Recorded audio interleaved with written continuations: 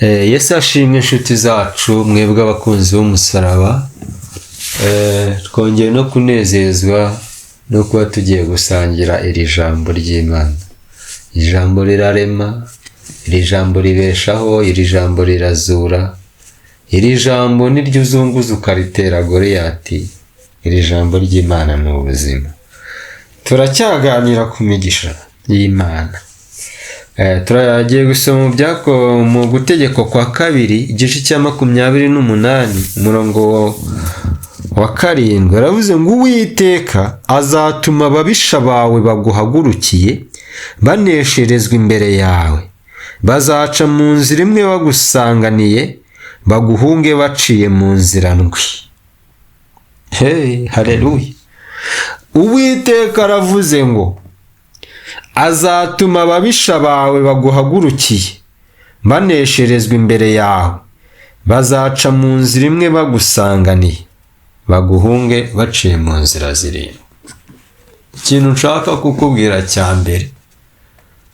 mbere y'uko utsinda umwanzi ni uko ubanza kumenya uwo ari we. Niyo mpamvu Pawulo yavuze ngo ibisigaye mukomerere mu Mwami no mu mbaraga z'ubushobozi bwe bwinshi.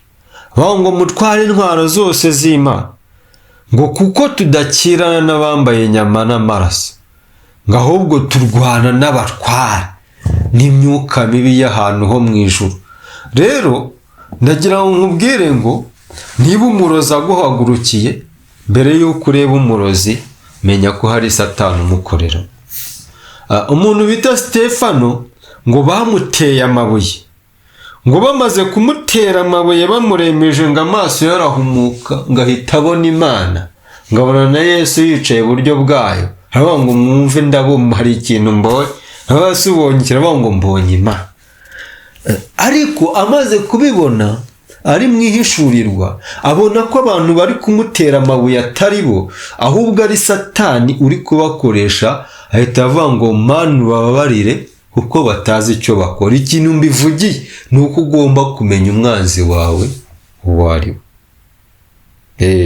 Niyo mpamvu umwanditsi wa Zaburi yaravuze ngo Mana unyereke ikimenyetso cy'ibyiza, kugira ngo abanzi banjye bakirebe bamware, bamenye ko wantabaye ukamara umubabaro.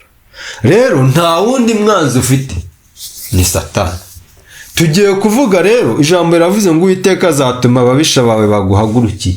Satani rero afite abantu akoreramo, afite aba agenti bakoreramo, aba agenti b'abarozi, agenti b'abagizi ba nabi, abaguteza ibinyatsi mu buryo butandukanye. Ariko umva uko ijambo ry'Imana rivuze. Riravuze ngo Uwiteka azatuma ababisha bawe baguhagurukiye banesherezwa imbere yawe.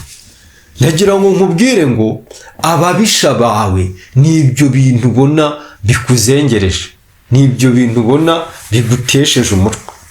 Ushobora kubona cyamunara iguhagurukiye, uwo ni umubisha. Ushobora kubona uburwayi bwarakurembeje mu rugo, uwo ni umubisha, uwo ni dayimoni wakwatatse. Ukabona ibintu byaraje utazi n'uburyo uzabirwanya. Ariko Yesu ashimwe, reba mbwire ko Uwiteka ari we ngo abidukingira. Uwiteka ni we ngo abigukingira. Rero ijambo riravuze ngo Uwiteka azatuma ababisha bawe baguhagurukiye banesherezwa imbere yawe. Abisirayeli Imana yarababwiye ngo mwihagararire gusa murebe agakiza Uwiteka ari bubazanire, ngo kuko abanyegiputa mubonye uyu munsi mutazongera kubabona ukundi.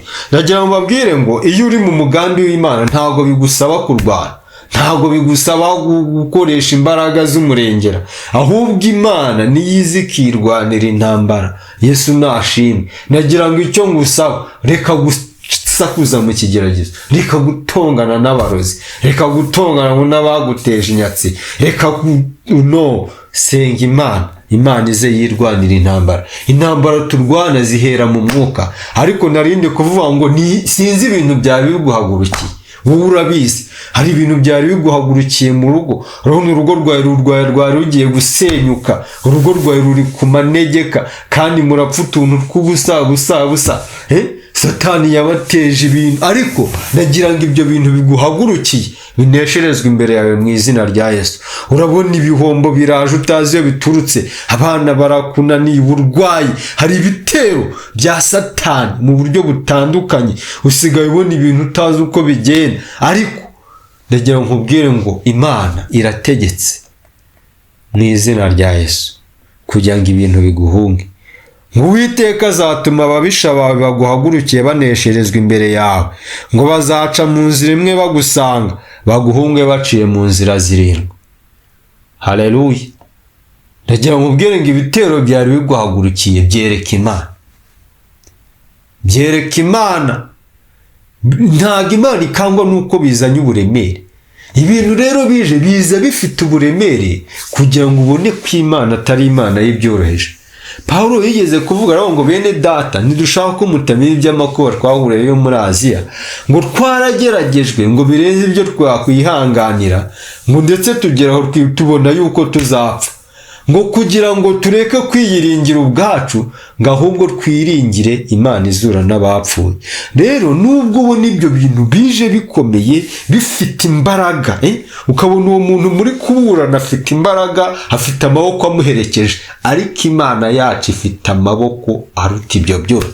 Nasomye ijambo rirambwira ngo amajwi y'amazi menshi n'umuraba ukomeye w'inyanja, Uwiteka ubiri hejuru abirusha imbaraga. Ndagira ngo nkubwire, nubwo urwo rubanza wabonaga rurimo amaboko akomeye, rurimo imbaraga zikomeye, ariko emerera Imana izi kwiyereke mu izina rya Yesu, izi kora ibintu bikomeye.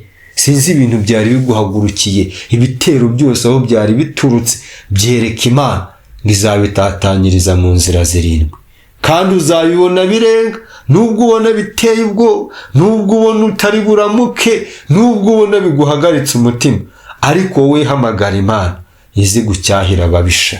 Tugiye gusengana Imana. Hamwe n'ibyari bikuremereye wabonaga bigiye kukumena umutwe, wabonaga utagishoboye kubyikorera, ibyo bintu byikoreze. Yesu yaravuze ngo mwese abarushye n'abaremerewe muze munsange ndabaruhura. Kadusengane. Ese abanzi baguteye bari bafite ubukana bukomeye, bari bafite amaboko akomeye, ariko iyi Mana twiringiye ibarusha amaboko.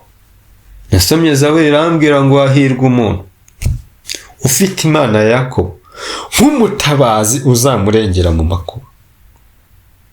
Reka dusenge. Mana nziza, Mana ishobora byose, sengeye umuntu wawe wari ufite abanzi bamuteye ari benshi. Satani yaramugabyeho ibitero bikomeye, ibitero by'amagambo, ibitero mu kazi, akazi ke yaragiye kugatakaza ku maherere, ariko turamusengeye ngo umurengere. Uyu muntu wawe urugo rwe rwari rusenyutse, turakwinginze kugira ngo urwubake. Umuntu wawe ubukwe bwe bwari busenyutse, turakwinginze nibugaruke. Mana turakwinginze kujya, Mana we rengera abagaragu bawe, hamwe n'ibibahagurukiye ubereke ineza yawe mu izina rya Yesu. Amen.